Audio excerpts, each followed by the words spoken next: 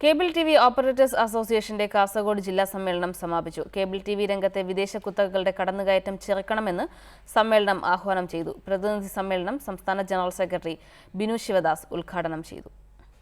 10ാമത് cable TV operators association Kasaragod ജില്ലാ സമ്മേളനം കാഞ്ഞങ്ങാട് സമാപിച്ചു. സമ്മേളനത്തിന് മുന്നോടിയായി നടന്ന പൊതുസമ്മേളനം കാഞ്ഞങ്ങാട് നഗരസഭാ ചെയർമാൻ വി രമേശൻ ഉദ്ഘാടനം ചെയ്തു. സിഒഎ സംസ്ഥാന പ്രസിഡന്റ് നാസർ ഹസൻ അൻവർ അധ്യക്ഷത വഹിച്ചു.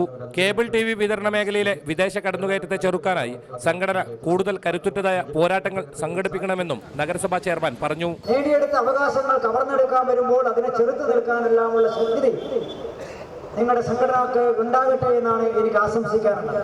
സമ്മേളനത്തോടനുബന്ധിച്ച് വിളംബര ഘോഷയാത്രയും സംഘടിപ്പിച്ചു. ചടങ്ങിൽ ജില്ലയിലെ രാഷ്ട്രീയ സാംസ്കാരിക മേഖലയിലെ പ്രമുഖർ പങ്കെടുത്തു. സിഒഎ സംഘടിപ്പിച്ച വിവിധ പരിപാടികളുടെ സമ്മാന വിതരണവും ചടങ്ങിൽ നടന്നു. പ്രതിനിധി സമ്മേളനത്തിൽ COA treasurer M Radhakrishnan, secretary K Rajmohanan, KCCL chairman Aboobacker Siddique തുടങ്ങിയവർ സംബന്ധിച്ചു.